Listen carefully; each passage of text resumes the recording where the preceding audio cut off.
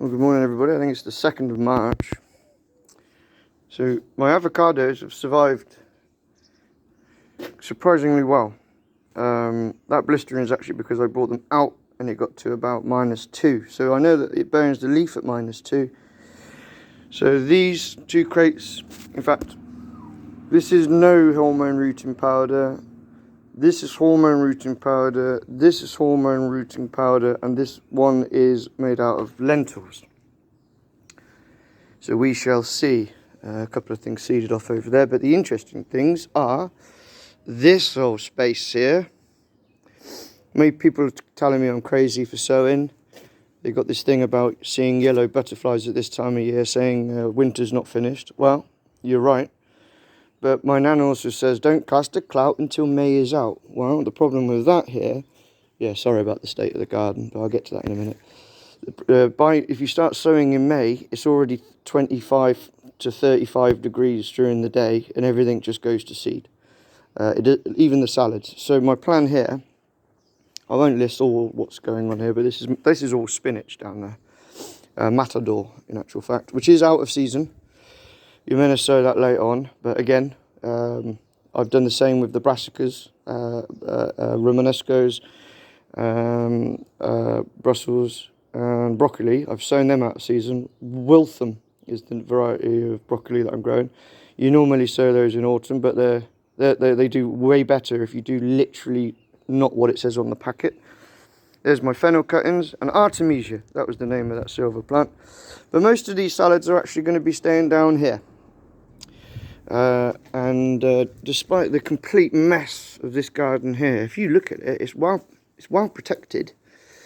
I can paint that wall white. I could paint that wall white. I do plan on actually buying that house there anyway. So this is kind of what it's all about. But as soon as I can lay my hands on €200, I'm going to buy a 3x6x2 polytunnel, shaded polytunnel. I've obviously got to take the stump out. Tidy, make a. In fact, that bottom end isn't even 3 meters, so I'll probably have to do some form of extension, or I don't know quite what. Pallets on the floor, or gravel, or just something, make it relatively level. And then, yeah, there'll be a polytunnel in here, a proper one, like what you would normally build, not something that a caveman would build up if he found a bit of plastic. So it's going to be a bit of a squeeze, but I reckon even if I got like a 3x3, that would help. And then the plan is with the salads, so that they're super fresh for the people that buy them, if they do, I'm going to put 6 in a large pot.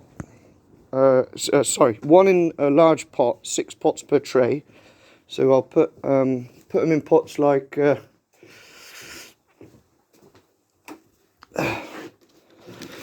them, if you can see. So I'll have 1 salad in each pot, right? And then I'll have six pots in a tray. I think that's about how it works, in a tray like that. So when the person wants a salad, they can come to my selling area, which is here, which will of course be for strawberries as well, but for everything else. So there'll be at least, you know, 6 crates of salad every day. I've got 3 different types. I've got a romaine, I've got a Brighton, which again is sown out of season, but it will do fine if we do have a late cold snap. And then another frilly one that all the French love around here. So the plan is use the greenhouse to bring on all the salads. I don't have to keep cutting salads. There's no waste. There's no point in coming down from the mountain, from my garden with, say, 10, 15 salad heads every day. And then only 1 or 2 are bought. At least this way, if they're not sold, they're still fresh, still growing. And the client can be assured that they're fresh, because I'll leave a pair of secateurs there and they can cut their own head. Then of course you've got the argument that maybe the salads will grow back, which they will. Of course I eat salad, so maybe I'll be eating the new leaf. Or we'll bring them on and use them for something else. So that's my technique for selling fresh lettuce directly from the garden, in the house garden this year. there's an old boy in the village who doesn't eat vegetables at all, except potatoes. And just to entertain himself, he just grows these pre-bought, pre-sown, non-organic lettuce, and he plants those in his garden, and then he just give himself something to do. He plants hundreds of them, and then he gives them all away to people in the village, and that's really affecting my salad sales. So I'm thinking I've got to one-up him. So that's what I'm going to do. And finally, this is 2 years, possibly 3 years of me collecting toilet rolls, compacting the soil down with the old leg of a footstool I've got, and then I've planted the parsnips in there, pane. And the theory is, because they don't like their roots disturbed, they also need a lot to get going, but then you need them to search for